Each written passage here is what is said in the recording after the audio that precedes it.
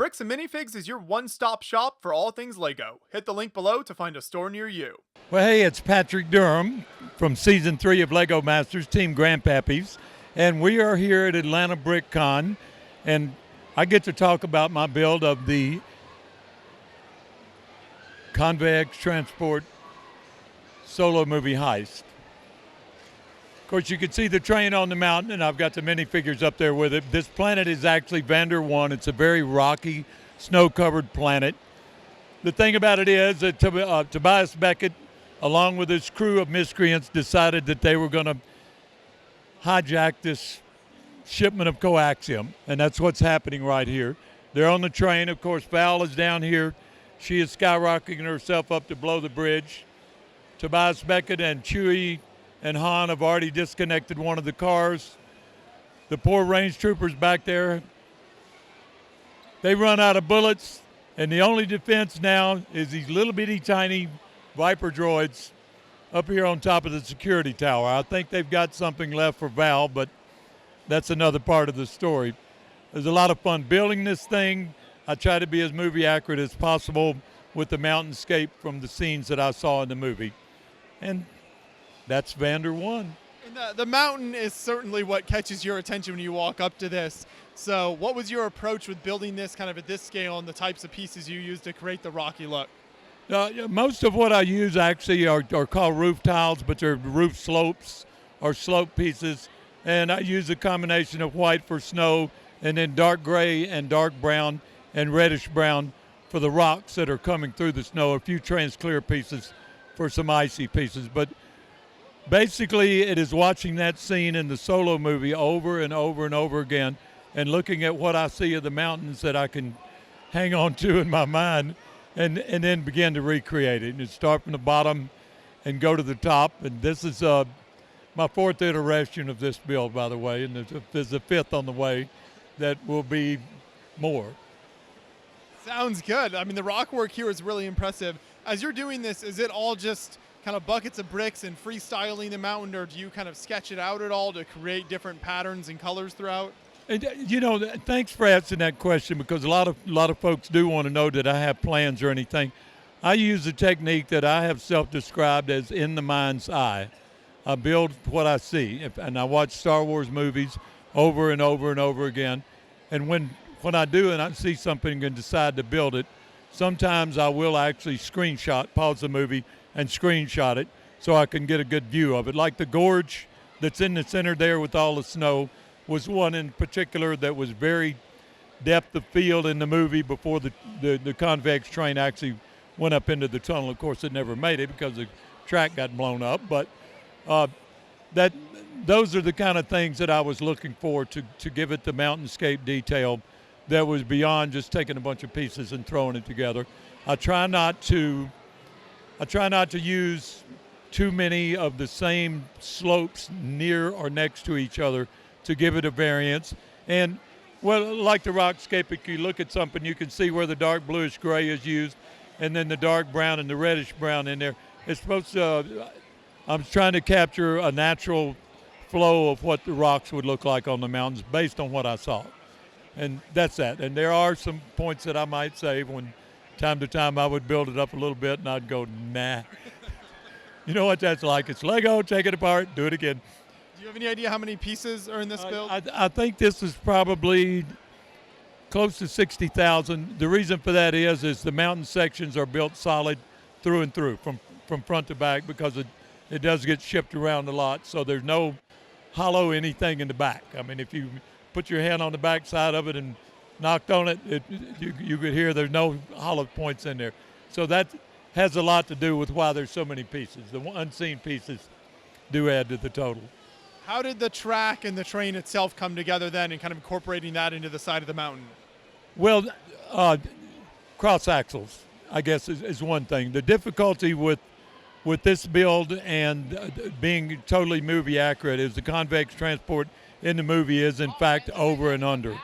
And for the size that I was building at the time, over and under would not going to fit. So I just built an over in the car thing, used what track that I could use and made the cars as movie accurate as possible.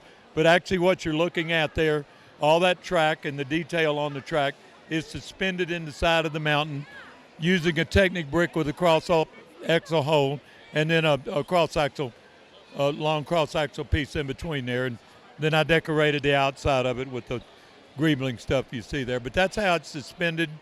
Will my next version of it be different? Definitely. Am I going to try to do an over and under this time? I have a way of doing that. I just need to have the mountain slope more and the structure that the train rides on further out from the mountain at the top point so the cars underneath can fit. But the cars pretty much will look similar, and I'm kind of excited about doing the new version of it. Absolutely. This is spectacular, but you actually have another build here as well that we want to take a look at, so we'll move on down there. So going to a very different Star Wars planet, very different color scheme. Tell us what you have here.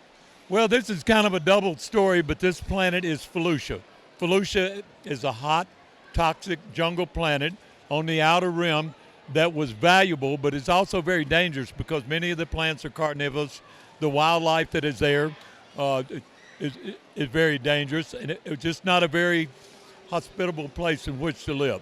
The Separatists set up a fortress there. 501st went in to blow that fortress up.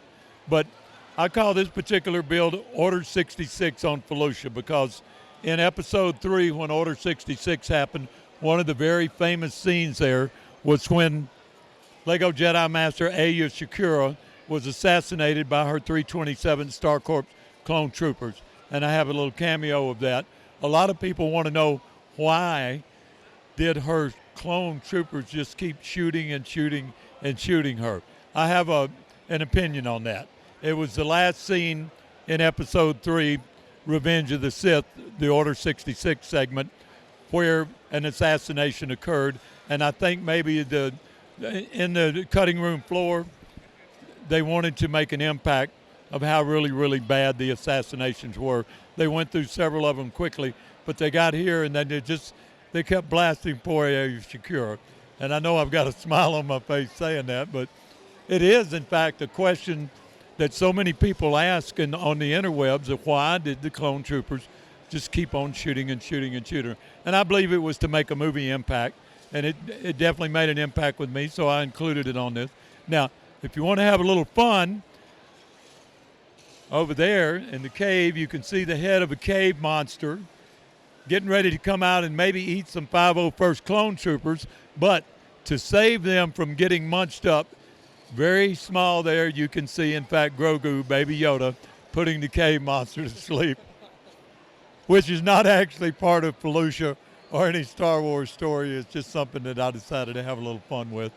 Now, like we talked about with the first build, certainly the landscaping is a big part of this layout, and the colors especially. So how did you kind of combine all that tan up with these bright plants? Okay, I watched the movie again over and over and over again. Felucia was featured on several of the animations of the Clone Wars, and those things were cool and they attracted my attention. But when I saw Order 66, I was going to give it my best effort to be as movie accurate as possible with the plants that I built. There's several elements on here. These twister things are actually Ninjago. The top of that flowered plant is a cobra snake. Only one of them came in a Ninjago poly bag. So in quantity, they're hard to get hold of, but I did find a seller in Poland that had 125 for a nice price, and I grabbed them all. So they make up the plant. The other plants are just different things similar to what you see in the movie, and some of which I just decided to create something that looked like an alien plant. I'm still working on one that's probably going to have a clone being gobbled by this plant, and hope in my future build or my expansion of this build, I have the most terrible thing on Felucia, which is in fact a jungle rancor.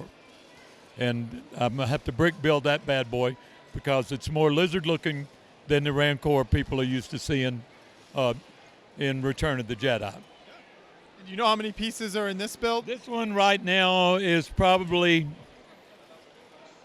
about 65,000, something like that. It takes more hours to put this together because if you look to do the Lego pieces of the fungi that's down on planet floor. There's so many little bitty tiny pieces to put in there and other plants, and you can build the landscape part of it, and you can put the big plants in it, you can put the 501st vehicles in there, and then you got to poke those little things down in place, and I sometimes have to use a pair of tweezers to do it, but I got my tricks. No, this is excellent work here. I also love all the sense of action of kind of the way you've laid out all the minifigures here. Do you know how many minifigures are present in the battle? I don't know. It's probably close to 100. Yeah. Probably, maybe not quite that many, but there are more to come. This is going to be an expanding build where it's going to be much longer. There'll be one more section back here with the mountain where it goes down in. Somewhere up here is where the jungle rancor is going to live. And then I have a separatist base that's going to be built on a section there. This is going to come out about 15 inches wider here. So it's a larger thing. When it gets to that point, I will actually do it in a 360 viewing so people can walk around and see it all over and maybe see a little more Baby Yoda over there. Well, fantastic. Great work on both these builds here. So thank you so much for taking us through them, and I can't wait to see more of what you do in the future. Thank you so much for that. And it's good to see you guys again. Thanks so much for stopping by and letting me run my mouth about my Star Wars love. Keep up the good work.